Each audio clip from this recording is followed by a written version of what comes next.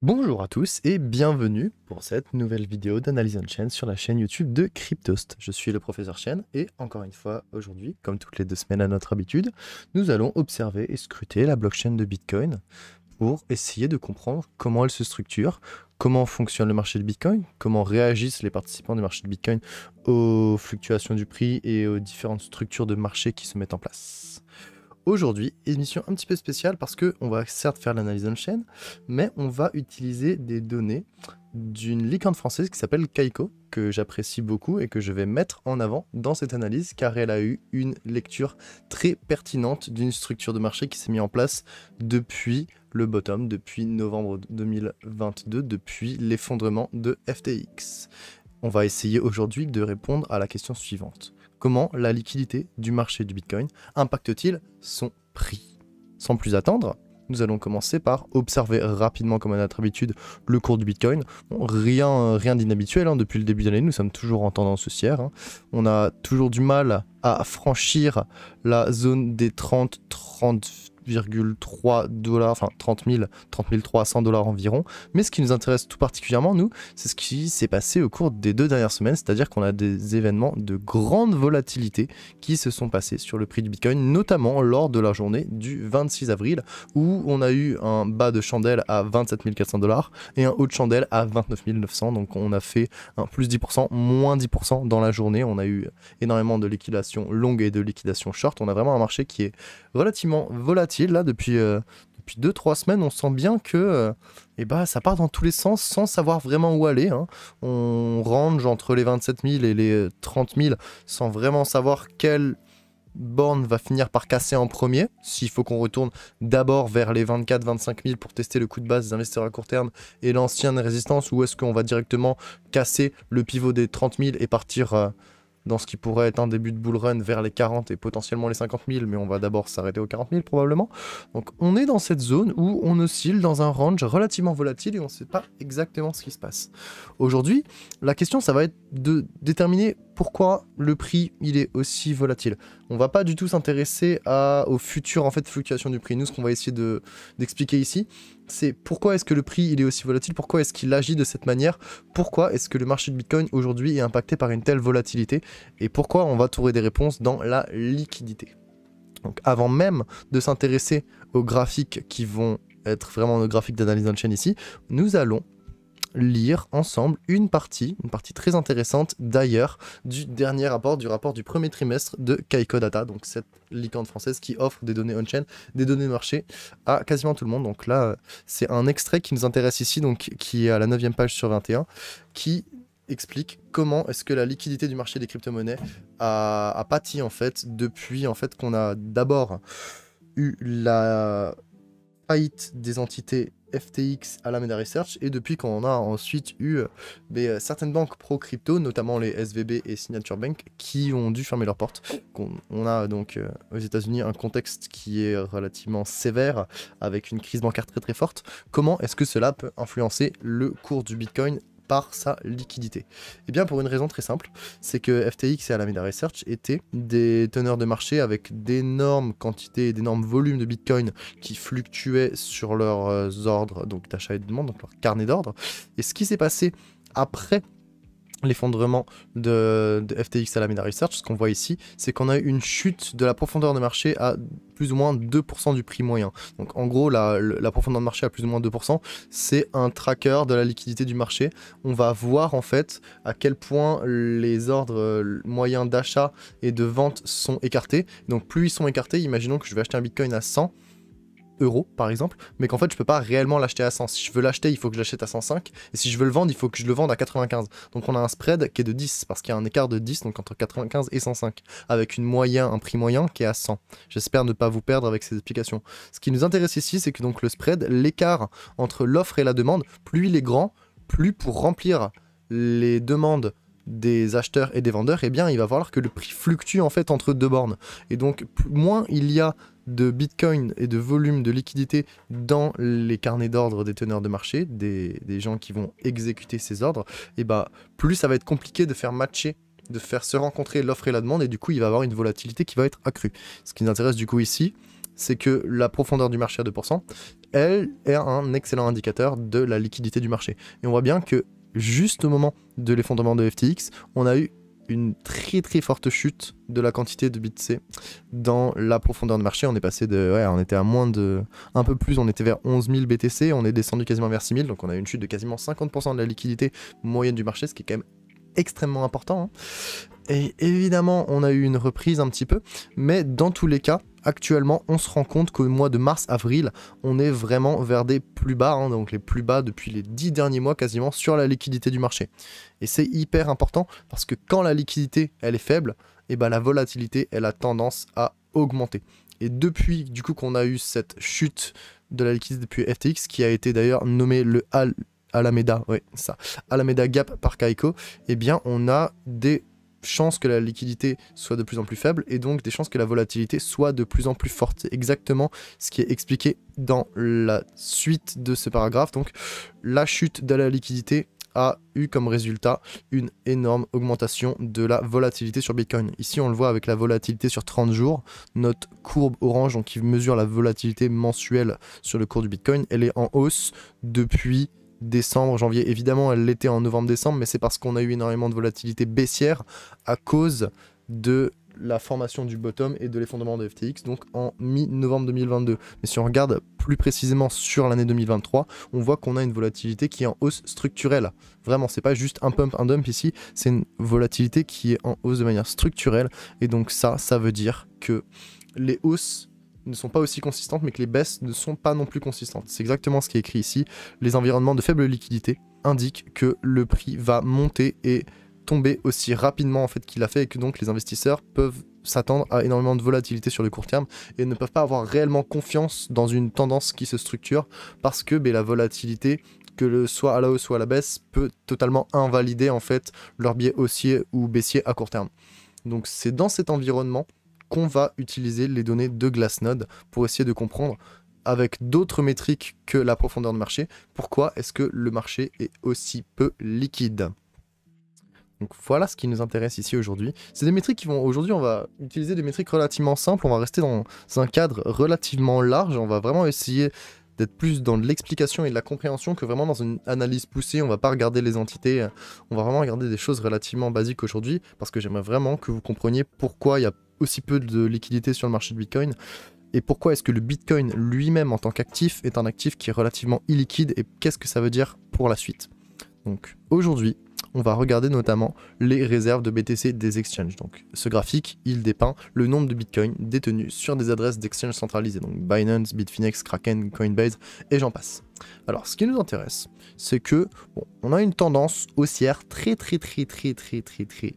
bien marquée, hein, au fur et à mesure de la jeunesse puis de l'adolescence de Bitcoin. Donc de 2011 à 2020, on a donc énormément de Bitcoin qui vont des portefeuilles des mineurs et des détenteurs des premières années vers les exchanges, hein. Donc c'est une phase de dépôt qui est tout à fait normale de la part d'un actif de cette, qui a à ce point jeune.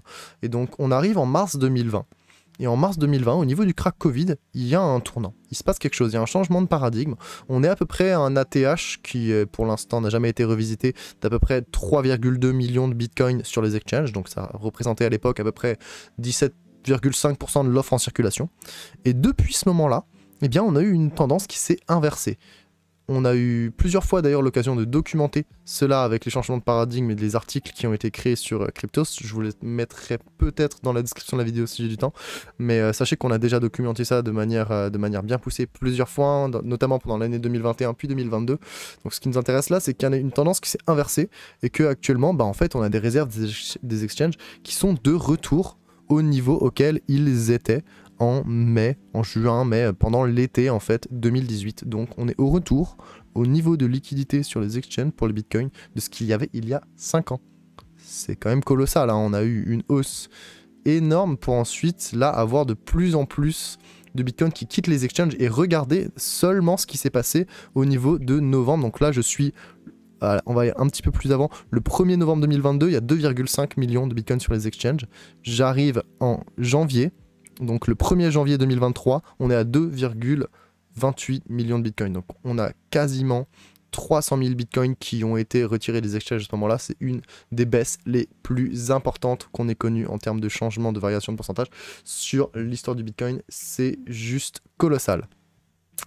Alors, s'il y a aussi peu de bitcoins qui sont retenus sur les exchanges et qui sont épargnés, et bah, ça peut créer un phénomène qu'on appelle un choc de liquidité. Donc c'est à peu près ce qu'expliquait Kaiko juste avant, c'est que au moment où on n'arrive pas à faire matcher l'offre et la demande, où il n'y a pas assez de liquidité sur un teneur de marché à un moment donné, bah, ça va augmenter la volatilité du marché. Pour le marché du Bitcoin, qui est un marché relativement jeune, où il y a une demande qui est croissante et qui est conséquente et comment dire, continue à travers le temps, ce qui se passe, c'est que ça peut créer une volatilité à la hausse, mais seulement sur des échelles de temps qui sont relativement courtes. On peut regarder notamment ce qui s'est passé de mars 2020, ensuite vers décembre 2020. Donc on a eu une énorme baisse des bitcoins sur les exchanges, donc une énorme baisse de la liquidité de ces exchanges. Faut rappeler que Binance, Kraken, Bitfinex sont des exchanges qui sont à la fois des exchanges centralisés pour faire de l'échange simple, du dépôt, du retrait, mais qui offrent aussi des services de produits dérivés. Et c'est à ce moment-là que ça va être intéressant, c'est que ces entités, si elles ont une baisse des réserves de BTC dans leurs réserves simplement, elles vont pas pouvoir arriver à tenir aussi facilement non plus leur marché des produits dérivés. Évidemment, ces entités ont des fonds propres, ils ne vont pas utiliser, ils sont pas censés en tout cas utiliser les caisses de dépôt, les dépôts de leurs utilisateurs, les dépôts de Bitcoin de leurs utilisateurs pour réguler leur marché dérivé, mais on sait jamais. Avec FTX, on a vu des choses qui n'étaient pas tout à fait propres. Donc là, pour l'instant, ce qui est intéressant, c'est qu'en fait, le choc de liquidité qu'on a en ce moment, et bah du coup, sur les échelles de temps à court terme, il crée une volatilité qui est quasiment impossible à prédire. Donc voilà, on sait qu'un choc de liquidité sur le marché du Bitcoin, sur le long terme, ça va créer un prix qui va être en hausse et seulement s'il y a une demande conséquente et continue, ce qui est le cas pour l'instant, ce qui pourrait continuer d'ailleurs par l'avenir, on le verra. Mais sur les effets à court terme, on ne sait pas trop ce qui peut se passer, c'est plutôt difficile à prévoir, et donc on se rend compte que les données de Glassnode, notamment les réserves des exchanges, recoupent ce qu'on peut voir avec les données de Kaiko, et il y a de moins en moins de Bitcoin sur les exchanges, il y a de moins en moins de liquidité sur le marché en règle générale, et ça a tendance à faire augmenter la volatilité, et c'est pas forcément une structure de marché super saine d'un certain point de vue. On aimerait bien que le Bitcoin soit quand même à un certain point de vue liquide et qu'il puisse du coup avoir des échanges qui se font sur les marchés de manière avec le moins de friction possible. Mais d'un autre point de vue, on pourrait se dire, super, bah en fait, les bitcoins quittent les exchanges, donc en fait, vu que Bitcoin est censé être un cash électronique qui s'échange de pair à pair, et bah tant mieux, comme ça, l'éthos de Bitcoin sera respecté, la volonté de Satoshi le sera aussi, et Bitcoin sera échangé de manière décentralisée de pair à pair, et on s'en fichera en fait du prix, parce que le prix, au final, Bitcoin n'est pas censé à la base être un actif spéculatif, c'est pas son objectif premier. Du coup, il y a plusieurs écoles, plusieurs points de vue qui peuvent être admis et qui peuvent être observés de par cette dynamique. Ce qui va nous intéresser ensuite, du coup, ça va être l'offre illiquide. Alors, un article de Glassnode, que je n'ai pas encore traduit, mais qui va être traduit d'ici demain ou après-demain, qui sera disponible avant ce week-end sur le site de Glassnode en français, explique comment on est capable de diviser l'offre en circulation de Bitcoin entre l'offre liquide, l'offre illiquide et l'offre extrêmement liquide. Ici, je vais simplifier les choses, on va juste parler d'offre liquide et d'offre illiquide. Les bitcoins qui sont dits illiquides, ce sont des bitcoins qui ont un historique de transaction, ou de dépenses, plutôt un historique de dépenses faible ou inexistant. Donc c'est des bitcoins qui ont soit été très peu échangés dans l'histoire de leur création, depuis le tout début, en fait, depuis qu'ils ont été minés, soit qui n'ont simplement jamais été échangés. Donc ces bitcoins qui n'ont pas, en gros, un bitcoin illiquide est un bitcoin qui n'a pas beaucoup bougé. Souvent, ce sont des bitcoins qui sont détenus hors des exchanges, soit parce qu'ils n'y ont jamais été, c'est des bitcoins des mineurs par exemple qui n'ont jamais été échangés, soit parce qu'ils ont été retirés d'un exchange et que depuis, ils ont été gardés en dehors d'un exchange. Et donc ces bitcoins dits liquides, ils sont souvent détenus hors des exchanges, sur le long terme, avec une forte conviction à la conservation. C'est souvent des bitcoins qui sont utilisés pour conserver du capital à travers le temps, qui ont vraiment un point de vue très très long terme de se dire je conserve ma fortune dans une forme de monnaie dure que je considère être un stockage de valeur sain, un peu comme l'or d'une certaine façon, même si c'est plus portable. Et donc ces bitcoins qui sont illiquides là, ils vont vraiment jamais être échangés. Et en fait, ce qui est assez étonnant, c'est que actuellement, en mai 2000, avec les données qu'on avait du moins en mai, maintenant on est en avril, mais je l'ai calculé en mai, il y a à peu près 12,6 millions de bitcoins qui sont illiquides.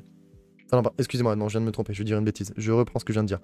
Les calculs que j'avais en mai 2018, donc on était à 12,6 millions de bitcoins. Actuellement, en mai 2022, avril 2022, on est à 15 millions de bitcoins.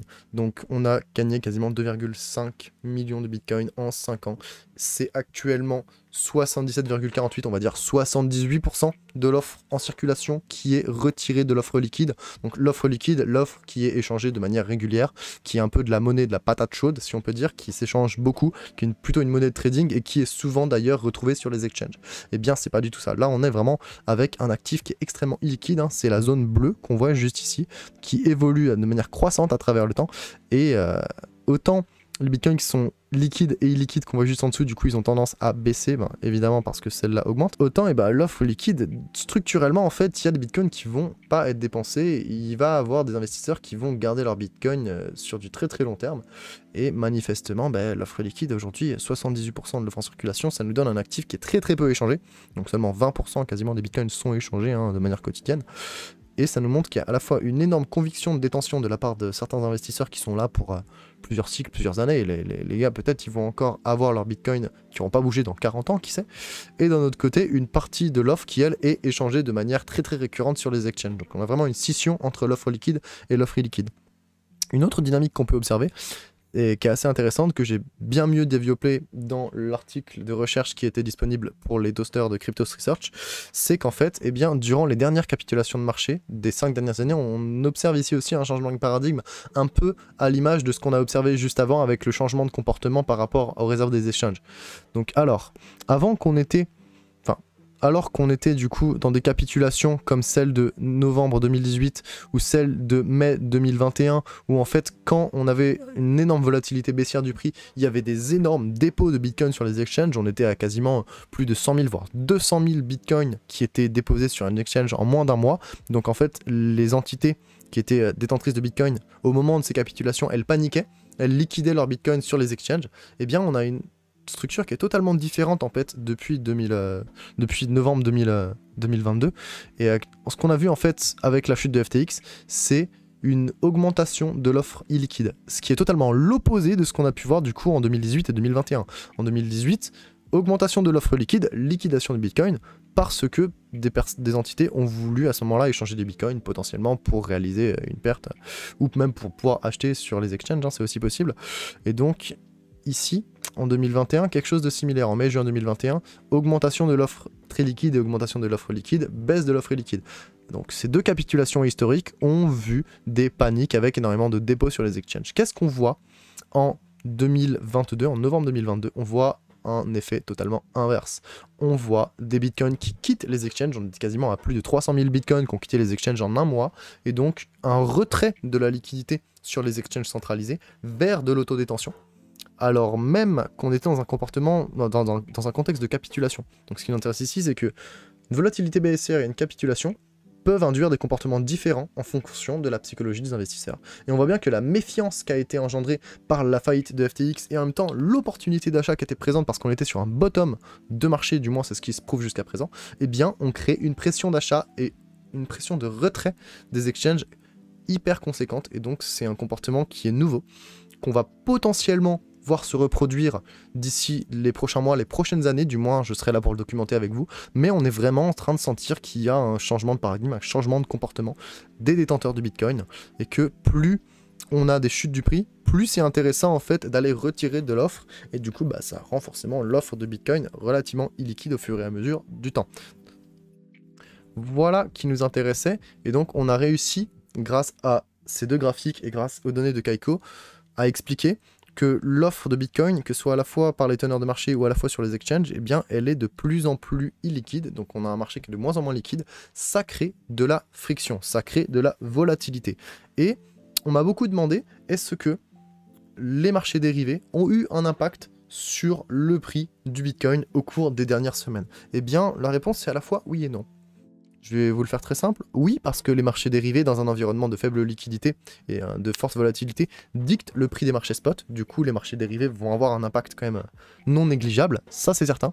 Par contre, dans le contexte actuel et avec les données on-chain qu'on est capable de voir aujourd'hui, eh bien, on se rend compte que l'influence des marchés dérivés sur le cours spot du Bitcoin, il est beaucoup plus faible que ce qu'on pense en réalité. Il est beaucoup plus faible du moins que ce qu'il était en novembre. Donc oui, les marchés dérivés ont un impact, mais en réalité, la chute de la liquidité sur les marchés spot à elle-même se suffit pour créer un environnement de volatilité énorme. Et oui, en effet, ça va avoir un impact sur les marchés dérivés parce qu'il va y avoir de plus en plus de volatilité, donc de plus en plus de liquidation pour les longues et pour les shorts. Ça va partir dans tous les sens, ça flingue de partout. Il y a des liquidations en plus de 100 millions par jour comme ce qu'on a connu le 26 avril. Donc c'est des environnements qui sont interdépendants, mais actuellement, la baisse de la liquidité sur les marchés spot et sur les teneurs dans les teneurs marchés en général sur les exchanges, eh ben, elle a plus d'influence sur le prix du Bitcoin que ce qu'ont les marchés dérivés. Pourquoi ? Et bien voilà le graphique qui va nous donner une réponse. Je vous présente les intérêts ouverts du Bitcoin et de l'Ethereum. Pourquoi l'Ethereum ? Parce que bon, on est sur deux leaders de marché et deux secteurs, enfin deux entités différentes du même secteur, et du coup je voulais corroborer, je voulais vous montrer qu'il y a une relation et qu'il y a un comportement similaire sur l'ensemble du marché du Bitcoin, du moins sur l'ensemble des leaders du marché du Bitcoin. C'est vraiment des structures qui sont totalement similaires, on a des comportements avec des entités qui du coup jouent des billes à la fois sur Bitcoin et à la fois sur Ethereum, et c'était important pour moi de vous montrer que c'est vraiment une dynamique qui s'ancre dans l'ensemble du marché. Donc l'intérêt ouvert, c'est le capital total qui est alloué ici sur les contrats à terme d'un actif. Donc ça va être en orange le capital total alloué au contrat à terme sur Bitcoin et en bleu le capital total alloué au contrat à terme sur Ethereum. Ce qui nous intéresse, c'est que tout au long de l'année 2020-2021 et même pendant une partie de l'année 2022, eh bien on a eu des intérêts ouverts qui étaient dans une forme de range en fait, simplement. Hein. Donc on était aux alentours entre 300 000 et 400 000 bitcoins d'intérêt ouvert sur Bitcoin, et j'ai plus exactement, je me souviens plus les données de mémoire, mais on était entre 2000, voilà, entre 2000 et 3000, non même des millions en fait, je parle en millions, excusez-moi, donc entre à peu près 2 millions et 3 millions d'Ethereum du coup pour l'intérêt ouvert de l'Ethereum. Donc on voit bien qu'il y a une forme de range pendant toute cette période, et que à partir d'un certain moment, à partir en fait de la faillite de Terra Luna, de Celsius, donc en mai 2022, on a une ruée vers les marchés dérivés, on a un intérêt ouvert qui explose, mais quand je dis qu'il explose, c'est qu'il a doublé, vraiment, les valeurs que ce soit pour Ethereum ou Bitcoin ont même plus que doublé à un certain moment, et donc on a une ruée vers la spéculation, qui était juste absolument malsaine, clairement, alors même qu'on était dans un environnement de volatilité baissière énorme, donc faut se dire qu'à ce moment-là, il y a potentiellement soit beaucoup de personnes qui pensaient qu'on était déjà au bottom et qui du coup ont voulu acheter et du coup sont fait liquider au fur et à mesure de la baisse, soit des entités qui elles ont plutôt flairé qu'on était en train d'avoir un gros problème et qui ont décidé à ce moment-là de passer short, qui ont commencé à vendre à découvert. C'est pas tout à fait ce qui nous intéresse aujourd'hui. Nous, ce qui nous intéresse, c'est ce qui se passe après novembre 2022, après la faillite, mais en fait juste un petit peu avant, parce qu'on se rend compte qu'en octobre on a eu un ATH et en fait la chute sur les marchés dérivés a préempté la chute sur les marchés spot. C'est assez intéressant. Mais pour faire simple et pour pas trop partir dans les détails, ce qui s'est passé, c'est que les intérêts ouverts du Bitcoin et de l'Ethereum, ils ont connu une purge massive, à peu près en même temps, même un petit peu avant de la faillite de FTX. Et ça a retiré énormément d'intérêts ouverts sur les marchés dérivés. Donc on est sorti d'une espèce de zone de surchauffe.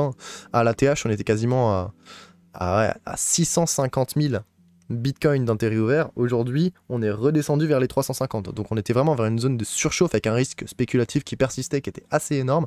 Et donc on est redescendu tranquillement, pas vite. On a eu une purge de l'effet de levier. Et donc là, actuellement, on est dans un environnement où les marchés dérivés sont revenus dans un état à peu près normal. On n'est pas non plus sur quelque chose de non spéculatif, mais on voit bien que le manque de liquidité sur les marchés spot, il alimente en premier plan la récente volatilité, et c'est pas tout à fait le niveau de spéculation qu'on a sur les marchés dérivés en ce moment, qui est pas particulièrement élevé, qui va être responsable de ça. En résumé, j'espère que cette émission, j'ai parlé un petit peu vite, n'a pas été trop complexe à suivre. Donc la liquidité des marchés du Bitcoin, elle est au plus bas depuis novembre 2022, même un peu avant, ça fait 10 mois qu'on a une liquidité qui est de plus en plus basse au fur et à mesure du temps. La faillite de FTX, elle semble avoir eu un impact prononcé sur la tenue du marché, notamment parce que FTX et la Alameda Research étaient des teneurs de marché eux-mêmes, et qu'en s'effondrant, ils ont fait évaporer une bonne partie de la liquidité, plusieurs centaines de milliards quand même, c'est pas rien, et du coup ça a provoqué une période de forte volatilité qui s'est notamment sentie au cours des dernières semaines. Les réserves des exchanges, elles sont revenues à peu près au niveau de mai 2018. Depuis l'ATH de mars 2020, on a quasiment 300 000 bitcoins, voire un peu plus, qui ont quitté les exchanges. Donc on a un exode massif des bitcoins hors des exchanges qui est en cours.